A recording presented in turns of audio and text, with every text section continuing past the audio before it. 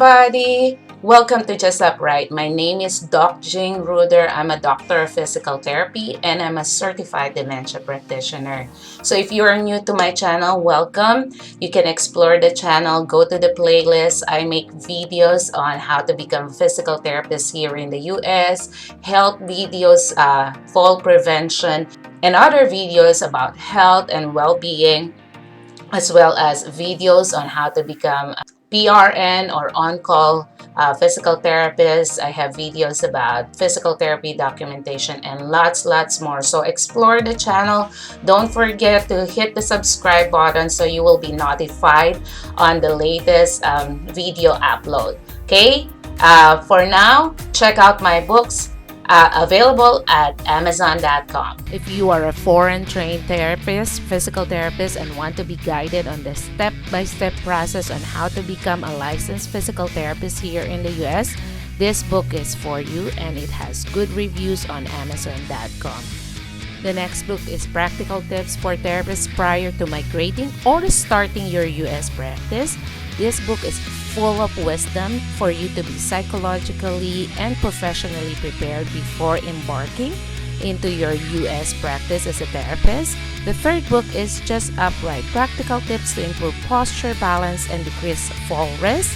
These are for older adults with practical exercises you can do at home modification program, and priceless information that may improve your life and enjoy your retirement years. And these are also for clinicians. I have Clinician Corner here that has standardized tests backed up by research studies and other evidence-based practice that you can use and utilize in your clinical practice. Also, please visit our website at justupprighttherapy.com and you can see useful blogs there, as well as I offer one-on-one coaching for new or foreign trained physical therapists on how to do documentation here in the US, how to improve the clinical decision making, how to improve your critical thinking as a clinician. So with my 20 plus years of combined teaching and clinical experience, I can be your clinical coach and I will guide you through the process. Okay, so for today, we're going to discuss one of, I think, most sought after topic in the internet. It's about sciatica. Okay, a lot of people are suffering from this condition. Okay, I have friends who ask me what they should do if they're having this attack of sciatica, because if it is acute, it can be very debilitating for some people. Okay, so I decided to make a video about what exercise or very simple technique that you can use, especially during the attack of sciatica. But first, I firmly believe that you have to understand what you're doing in order for you to continue doing it, the follow through. So we're going to have a short background of what is sciatic nerve, what is sciatica, what causes sciatica, and what are the simple things that we can do in order to relieve the pain from sciatica. Okay, so let's dive in. All right, so sciatica, so back pain, sciatica relief. So this is just a background of what is a sciatic nerve. Okay, as part of physical therapy training in school, we were asked to memorize, we call it OINA, origin, insertion of the muscle, innervation, and action. So we are versed when it comes to how your body is moving, what muscles are moving, what nerves supply those muscles. Sciatic nerve is the largest nerve of the body, literally the largest nerve. It is not just one nerve, it is combination of nerve roots. Okay, as you can see here from this is a picture from Veritas Health. As you can see here, it came from L4, L5, S1, S2, S3 from your low back area, coming out from your spinal cord. We call that nerve roots. Okay, it came from the spinal cord. So these are the roots combined together and they form this big gigantic nerve. Okay, here as you can see, this is another picture. So the nerve roots are actually going out in between your vertebrae or the bones, the spinal bones. Okay, so there are holes in between your vertebral body, and that's where the nerve roots are coming from. So growing old, we have what we call degenerative joint disease. It's a wear and tear of the bone, so the spinal bone or the vertebrae are wearing out. So the space that usually, for example, this big, okay, becomes narrow. And the problem is if the spinal nerve roots are coming out from that space, it impinges that nerve root. Okay, so as you can see here, it came from L4, L5, S1, S2, S3, big nerves coming together, forming this big sciatic nerve. Okay, so if you have problems on your back, if you have arthritis that is narrowing the space where the nerve roots are passing through, or if you have disc bulge, which is very common, also cause of nerve pain, okay, it can also pinch these nerves and it can cause you to have pain. Okay, but the sciatica also happen not just here on the back, but it can happen also here. As you can see, this is the muscle we call piriformis.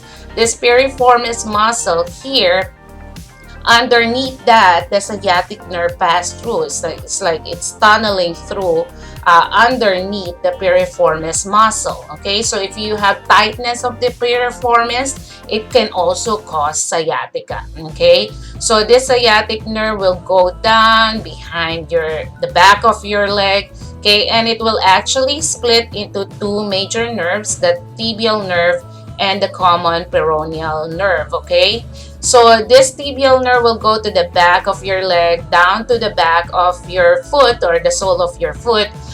This fibular nerve or the common peroneal nerve will go to the side, the outer side of your lower leg, the front of your lower leg, to the top part of your foot. Okay, so but if your problem is the sciatic nerve way up here, so it means that back part of your thigh going down through your entire lower leg and entire feet, you can have signs and symptoms there depending on where the impingement is. Okay, so as you can see here, the most common cause of sciatica is bulging discs or herniated discs. So this is the top view. So we're looking from the top. This is your disc, this is your spinal cord here. Okay, this is the nerve root coming from the spinal cord, and the disc is bulging here. So it can impinge that nerve root. Okay, so that's why it varies. Depending on what nerve root is impinged or nerve roots are impinged, the presentation can be different from one to another person. Okay, so as you can see here from the side view, there's a herniated disc and it's bulging here.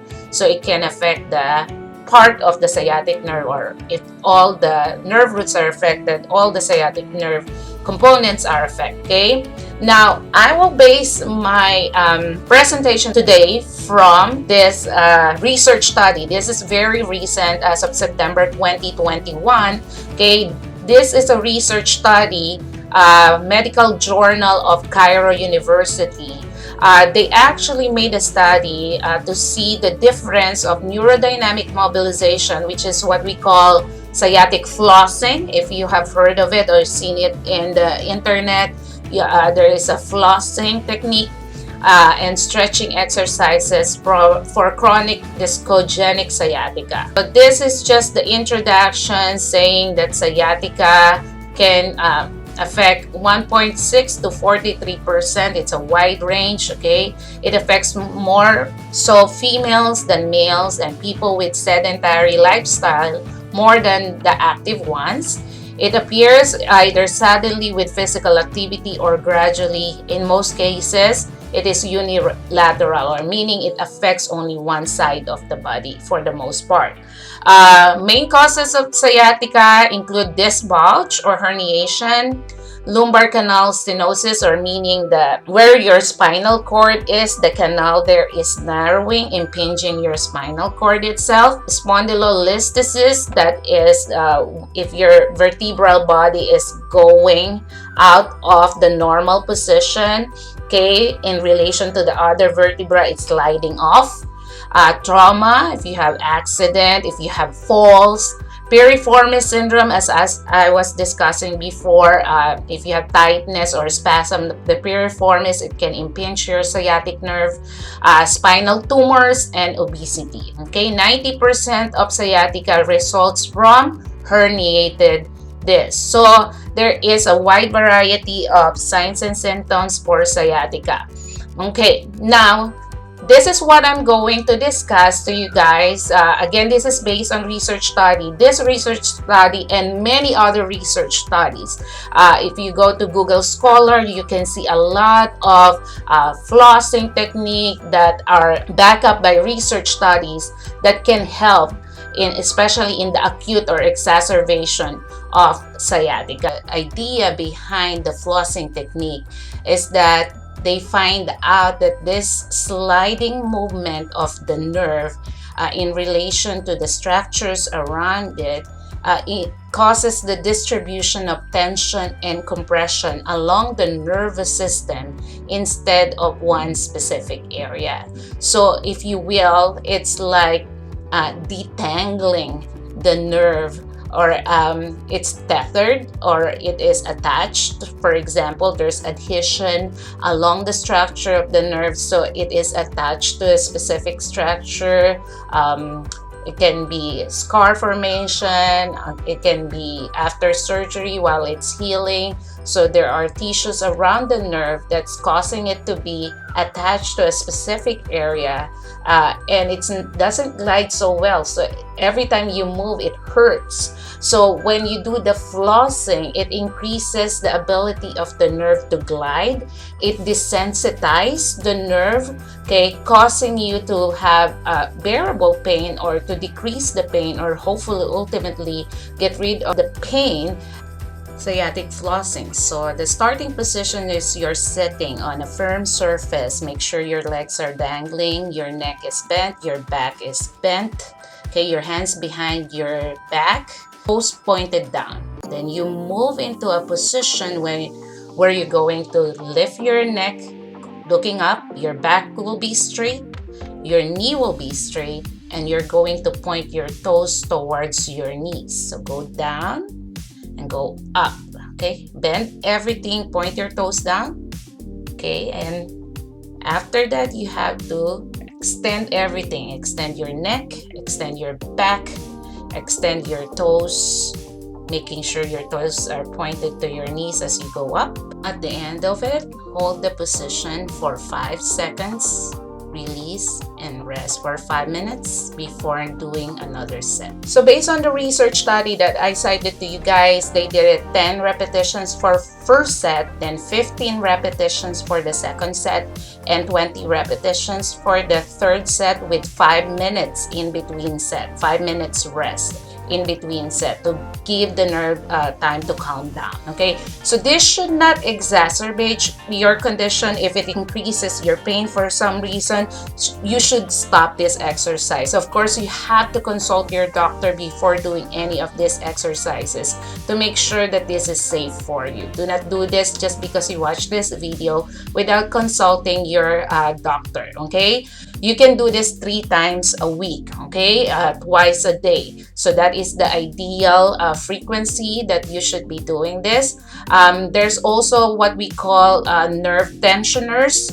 So there's a nerve glider and nerve tensioners.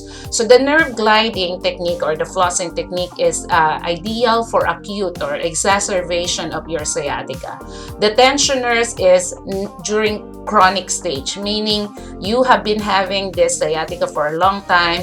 It's not worse than anything before, but it's there. So if you want to increase, like to toughen up your nerve and to decrease the risk of exacerbation of the nerve, then you can do the tensioners technique, which I'm going to cover on my next video. I hope you find this video helpful, guys. Please share this video to the people you know with sciatic problem so that they can understand what sciatica is. And there's a simple technique out there that you can do in order to decrease the sensitivity of the nerve, hopefully make the sciatica attack a bit more bearable and less debilitating. Thank you so much for watching. Share this video and don't forget to subscribe. Stay blessed.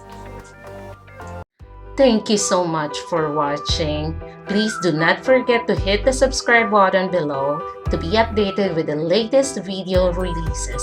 Share this channel to other people you know who will benefit from just upright videos. Thank you again and stay blessed.